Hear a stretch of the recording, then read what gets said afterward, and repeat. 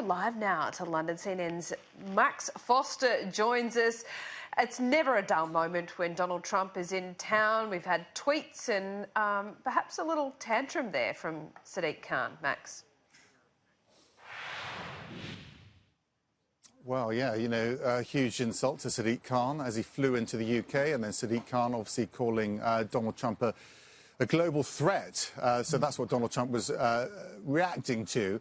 What I do think is really interesting is that Donald Trump is sort of throwing out all political protocols here, insulting senior members of the political class, criticising the Prime Minister on her handling of Brexit, at the same time being utterly reverential to the Queen. And whatever happens in the palace, he will sort of succumb to, in a way. So there's two sides to Donald Trump on this trip. And even when he met the Queen, there was a slight bow. You know, he doesn't need to do that. He's the head of state. He's not a British subject. And, you know, that speech during the state banquet almost felt like a love letter to the Queen, talking about her as this great, great woman. So two sides to Donald Trump. Today was all about pomp and ceremony. Tomorrow is all about politics. A very different side of him, I suspect. We'll see tomorrow.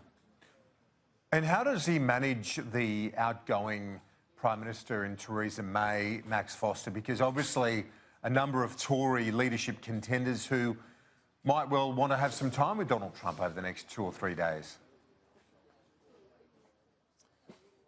One of which is Boris Johnson, who he regards as a friend, who is the clear front-runner to replace Theresa May as leader of the Conservatives and de facto Prime Minister if he gets that role.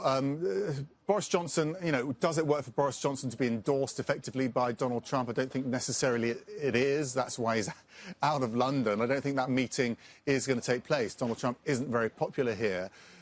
Theresa May is, you know, a lame duck Prime Minister. She resigns at the end of the week. She doesn't even have a one-on-one with President Trump. So the bilateral meeting will be attended by Jeremy Hunt, who's a foreign secretary, also running to replace her. So very bizarre sort of week for Donald Trump to be here. You know, one of the really interesting questions that the papers are posing here is whether or not, you know, she will concede to one demand that Donald Trump has made, which is to take Huawei out of the 5G network in the UK. He has a huge issue with it, trying to ban it from the US system. I think, you know, there's pressure on her to relent on that.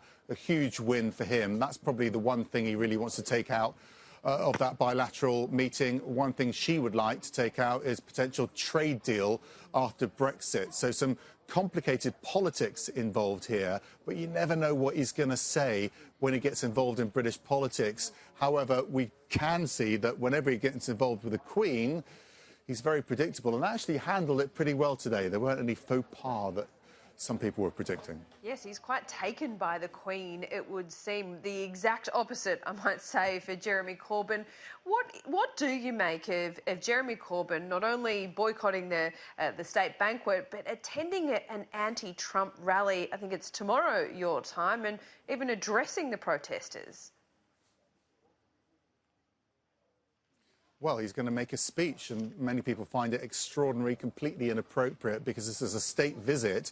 This isn't necessarily just Donald Trump that's being celebrated here. It's America, America's relationship to the United Kingdom, and an utterly vital alliance for the United Kingdom, certainly, and to a lesser extent, the United States. So for him to be addressing an anti-Trump rally is seen as completely inappropriate by many here in the UK, but at the same time he's expressing a large part of British society feeling towards President Trump. He represents so many things that you know, aren't, you know, necessarily appreciated in British culture. So we'll see how that one plays out. But you're right to point it out. That's a really big moment tomorrow, and Jeremy Corbyn is not going to make himself popular with Donald Trump, and I'm sure he'll respond. Max Foster, thanks so much.